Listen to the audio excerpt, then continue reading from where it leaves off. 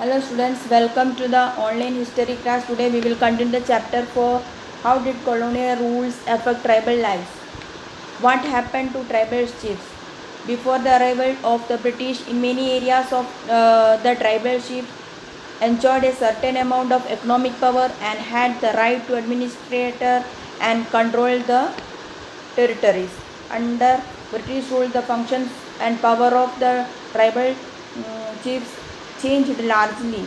They were allowed to keep the land titles and rent out lands, but they lost much of their administrative power and were forced to follow laws made by British officials in India. They also had to discipline the tribal groups on behalf of the British.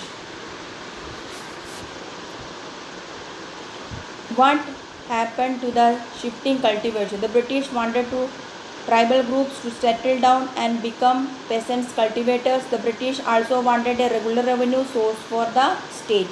The British introduced land settlement, that is, the measured the land, defined the right of each individual to that land and fixed the revenue demand for the state. Some peasants were declared landowners, others tenants.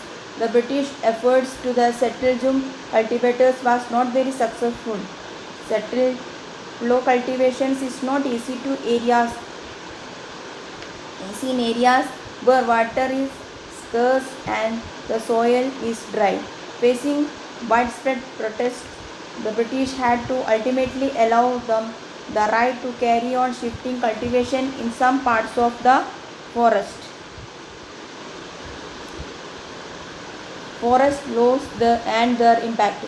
Forest laws classified some forests as reserved forests for they produced timber which the British wanted.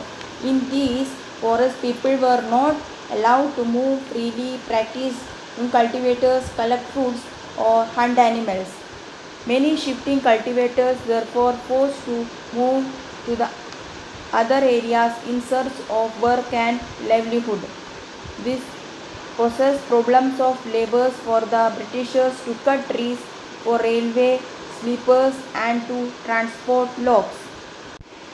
Thus, the Britishers decided that they would give cultivators small patches of land in the forest and allow them to cultivate these on the conditions that those who live in the villages would have to provide labor to the forest department and look after the forest. Many tribal groups rose in open rebellion. Such was the revolt of Sangram Sangamma in 1906 Assam and the forest satyagraha of the 1930s in the central provinces.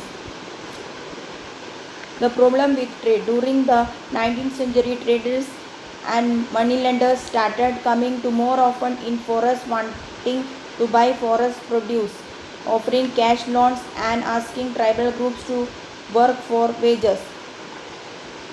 Zaribagh was an area where the Santals reared cocoons.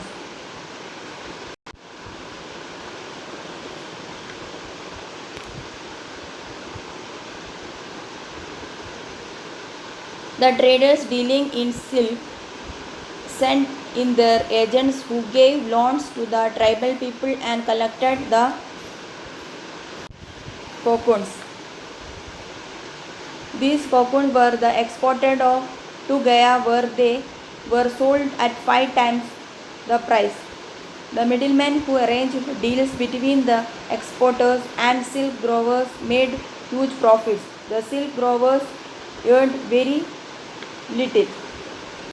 The search for work. The condition of tribals who had to go far away from their homes in search of work was even worse.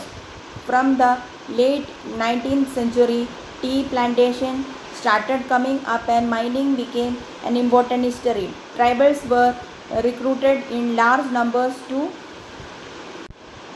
work the tea plantations of Assam and the coal mines of Jharkhand and were paid miserably low wages and prevented them from returning. Plantations started coming up and mining became an important industry. Tribals were recruited in large numbers to work the tea plantations of Assam and coal mines Jharkhand and were paid miserably low wages, so prevented them from returning home. है ना? A closer look. Through the 19th and 20th century, tribal groups in different parts of the country rebelled against the changes in laws, the restrictions of the practices, the new taxes they had to pay, and the exploitation by traders and moneylenders. The Cols rebelled in 1831 to 1832.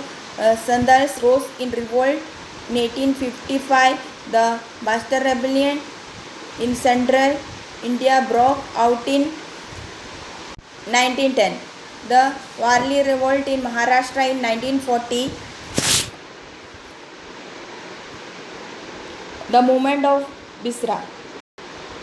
The Bisra was born in the mid 1870s. He was the son of a poor father, grew up around the forest of Honda, grazing sheep, playing the flute and dancing the local akhara.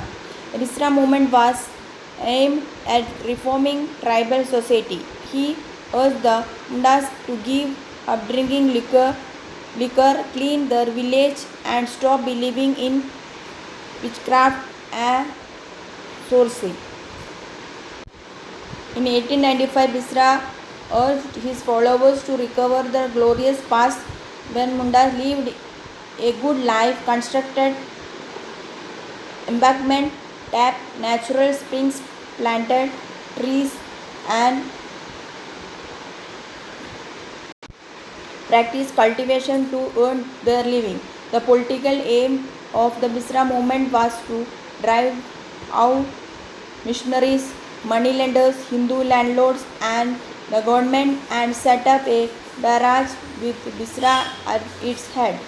As the movement spread, a British official decided to act. They arrested Bisra in 1895, convicted him on charges of rioting, and jailed him for 2 years. When Bisra was released in 1897, he began touring the village to gathering support. His followers attacked police stations and churches and raided the property of moneylenders